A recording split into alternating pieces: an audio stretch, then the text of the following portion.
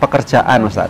Manakala seseorang itu nggak puasa karena pekerjaannya itu menguras tenaga di bawah terik matahari yang memang khawatir dehidrasi dan lain-lain, itu bagaimana, Ustaz? Itu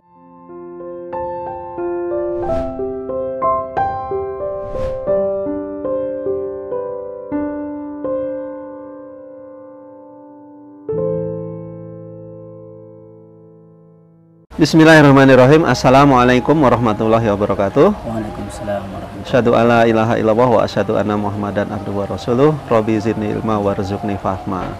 Alhamdulillah, kita kali ini masih bertemu dalam program kita Buku Saku, yaitu sebuah program yang membahas tentang hal-hal yang simpel yang bisa diterapkan kapanpun dimanapun kita berada. Nah, saat ini kita sudah ditemani oleh Ustadz Utbah Kamaluddin. Apa kabar, Ustadz? Alhamdulillah. Alhamdulillah sehat ya, Ustadz ya. Alhamdulillah Saya yang masih bindeng ini, Ustadz. Masih awet ya. Masih awet. Pakai formalin pileknya. Ustadz, kita tetap episode ini masih dalam pembahasan tentang puasa, Ustadz. Tapi ini pasca ya, karena Ramadan sudah lewat, puasa Ramadan. Sekarang kita membahas pembahasan masih tentang puasa, tapi terkait dengan pembayaran puasa, hutang-hutang puasa gitu. Yang pertama, kemarin kita sudah opening itu tentang fidyah dan tentang bagaimana hukumnya orang yang menyengaja tidak berpuasa, bagaimana orang yang sedang menyusui, orang yang sedang haid. Itu kadang-kadang suka ada pemikiran atau sudah ada paradigma, aku kan loro gitu, misalnya gitu. Aku kan loro, padahal sebenarnya dalam pandangan kita masih bisa. Kayaknya bisa ya, kayaknya ibu ini kayaknya bisa, dan secara usia juga kayaknya belum uzur, tapi dia menjudge dirinya, aku kan sakit gitu. Itu kayak gitu, itu terus udahlah, jalan pintas saja, jalan mudah aja, fidyah aja deh gitu, gampang kayak gitu. Itu pandangan Ustadz bagaimana? Monggo, Ustadz. Bismillahirrahmanirrahim. Alhamdulillahirrahmanirrahim. Assalatu wassalamu ala rasulillah wa ala alihi wa ashabihi wa mawala. Terima kasih Pak Kris atas pertanyaan yang disampaikan. Memang secara ideal ya mestinya kita bersikap jujur, karena kejujuran itu akan kembali kepada kita sebetulnya, karena yang mengukur kemampuan itu kan bukan orang lain ya.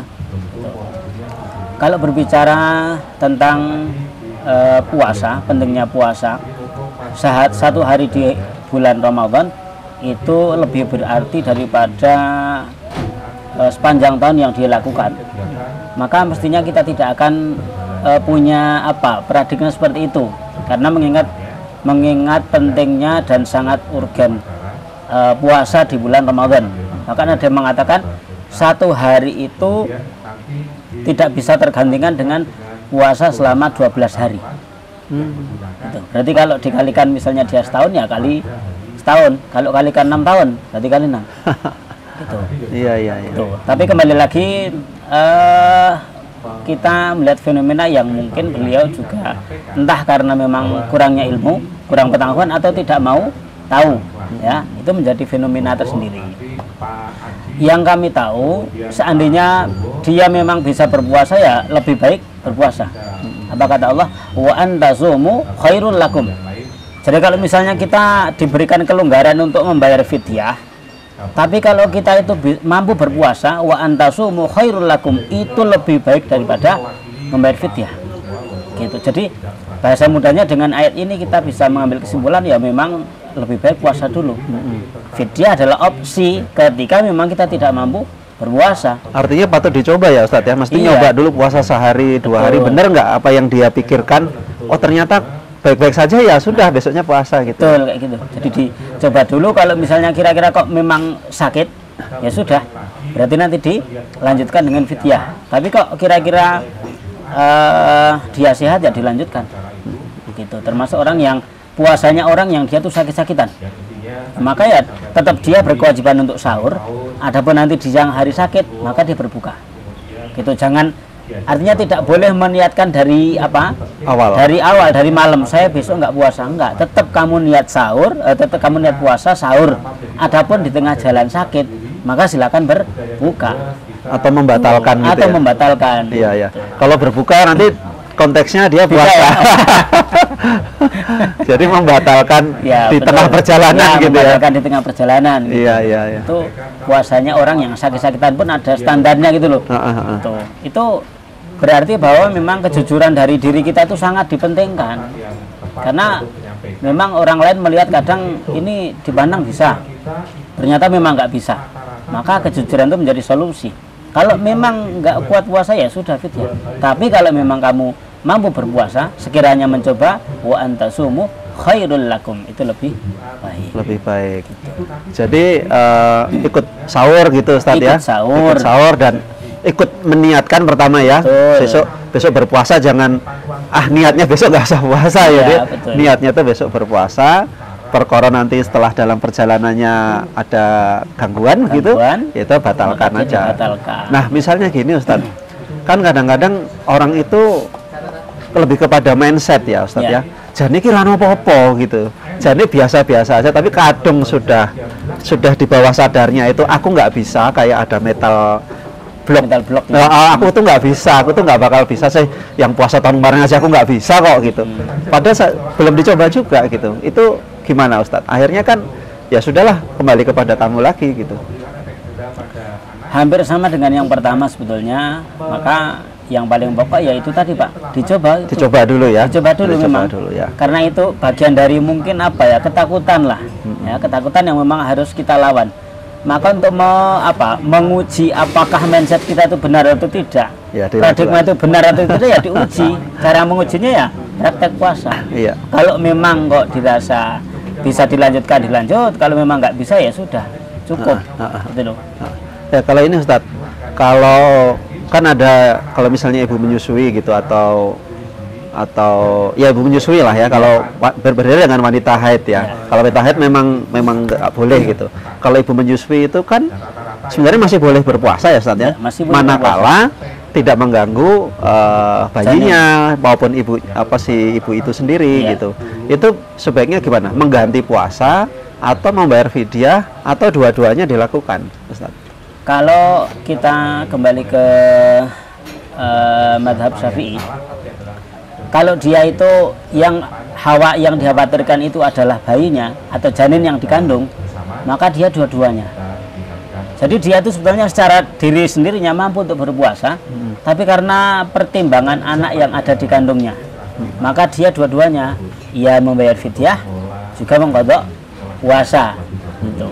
Tapi kalau dia itu tidak puasanya itu karena kekhawatiran dirinya sendiri, maka dia cukup mengqadha puasa, tidak perlu membayar fidyah. Oh, iya. Kemudian yang ketiga juga ada pendapat yang memang kalau itu tidak bisa dilakukan, ya sudah membayar fidyah. Mengqadhanya nggak mungkin. Qadhanya nggak mungkin, maka dibayar fidyah. Nah, tinggal nanti ada klarifikasi, ada apa?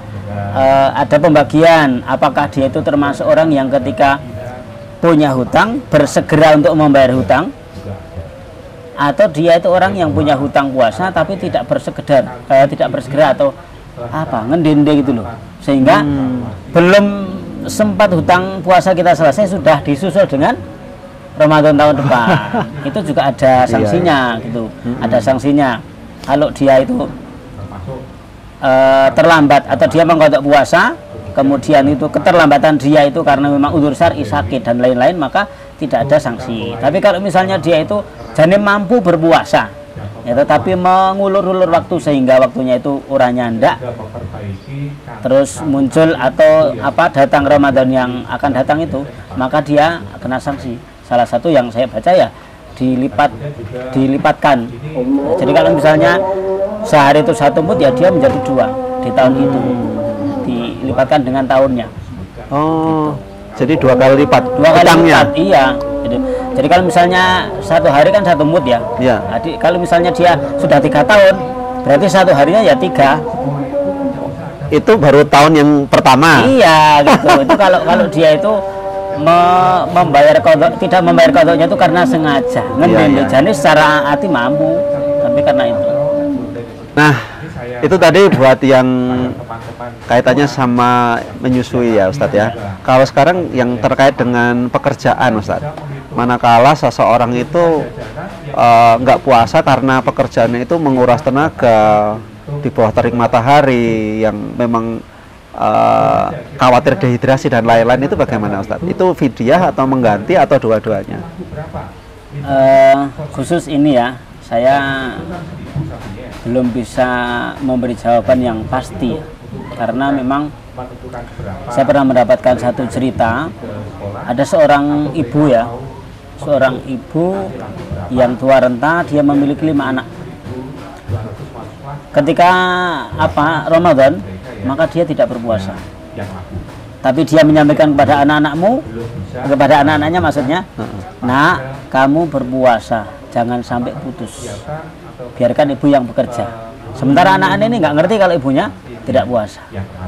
Tapi sebetulnya anak ini, ibu ini sebetulnya tidak puasa. Dia hanya memberikan pesan kepada anaknya, jangan sekali-kali kamu tidak puasa. Kemudian ibu ini ditanya oleh seorang ustadz, kenapa bu kok bisa nggak berpuasa? Saya nggak kuat kalau harus puasa. Kalau saya puasa, maka otomatis 5 anak saya juga nggak puasa karena mereka nggak bisa sahur, nggak bisa makan. Kalau saya puasa, maka saya berani menjamin anak-anak saya bisa makan dan bisa puasa. Karena bekerja mendapatkan uang. Karena bekerja mendapatkan uang. Nah, kasus seperti ini kalau ditilik dari segi fikih saja, menurut saya sulit untuk diberikan hukum. Ya, kalau secara fikih praktis kita ya tetap harus mengganti dia di kemudian hari, ya kan? Jadi dalam fikih itu ada 2.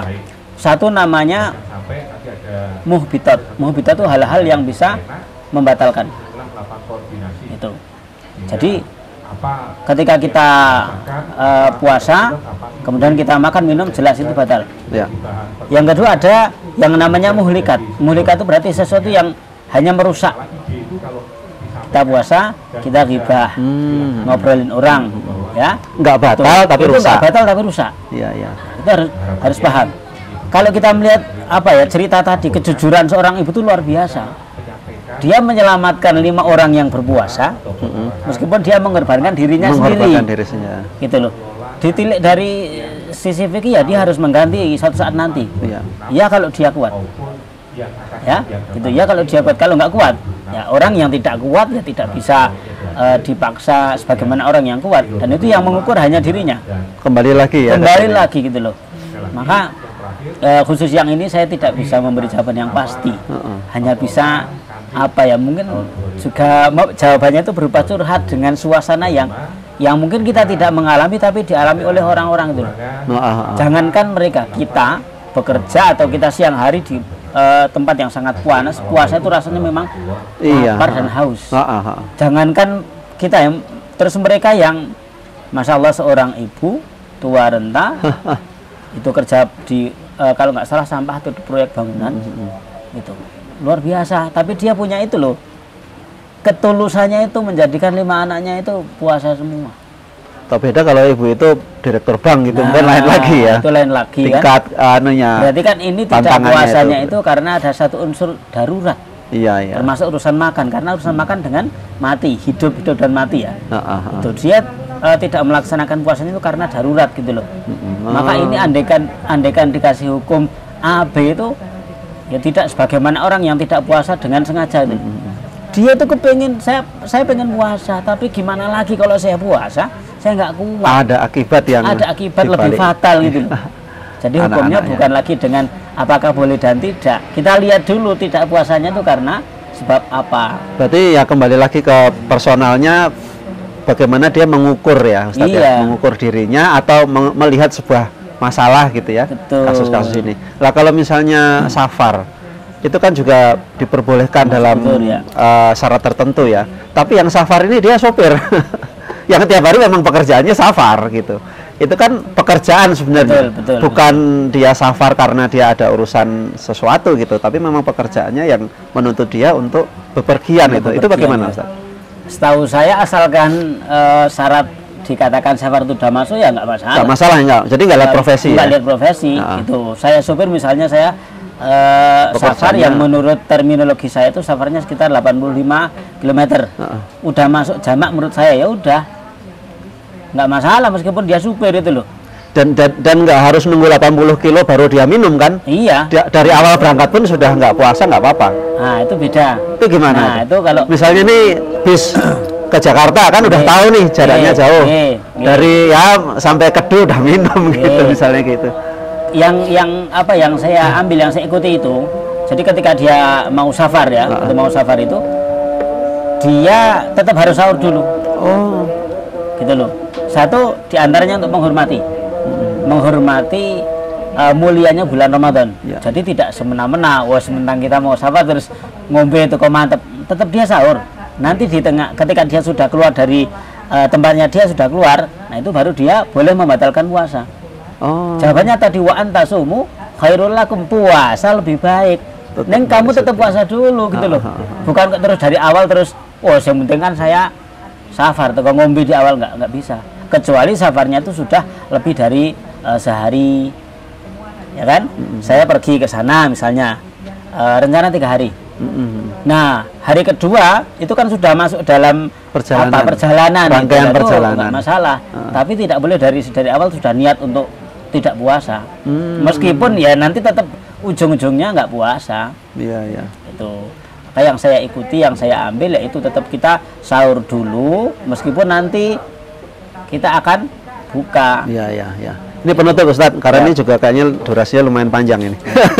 Penutup itu kan tadi yang kita bicarakan kan dalam kondisi ranah ideal Ustadz. Ranah ideal itu dalam artian orang yang berkecukupan, ya dia punya pilihan untuk mengganti, mengkodok tadi, atau membayar fidyah. Nah kalau orang yang secara ekonomi dia tidak punya pilihan, artinya cuma bisa mengganti, mengkodok, tapi tidak bisa membayar fidyah. Wong aku harusnya orang yang mendapatkan fidyah, bagian dari ini, bukan aku yang memberi. Ya, itu bagaimana dalam kondisi seperti itu, Ustaz? Artinya kan berarti 2 pilihan ya, mengganti, karena puasa Ramadan kan wajib, maka harus itu nggak boleh nggak. Pilihannya hanya ada 2, puasa atau membayar fidyah. Kalau tadi disampaikan Pak Kris, dia termasuk orang yang secara ekonomi di bawah, sehingga ojo meneh kok bayar fidyah. Mau untuk makan saya aja susah. Iya, benar kan? Ustaz. Itu. Maka dia tetap puasa. Kalau dalam kondisi tambah lagi uzur misalnya gitu.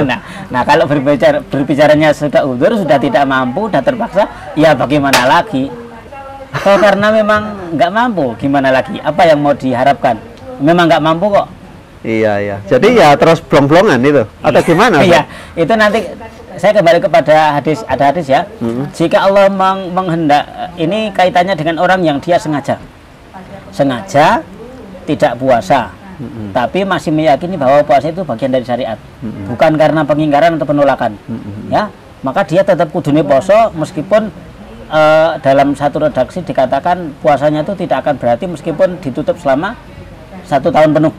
Ini tetap dia harus poso. Tetap dia harus puasa. Nah, di kalimat terakhir disebutkan di hadis itu nanti setelah itu terserah Allah. Gitu. Bisa jadi dia akan mendapatkan ampunannya, bisa jadi dia akan mendapatkan siksanya. Itu termasuk kondisi orang yang tidak ideal itu. Iya. Sekarang mau dihukumnya apa coba? Kudu bayar fidyah. Alah, dia termasuk yatim fuqara wal masakin ya. Itu wis nggak bisa ngasih apa-apa. Betul. Terus mau dihukumi ya wes kamu bayar poso, ternyata nggak kuat puasa. Biar itu kondisi dua-duanya nggak bisa jalan. Iya.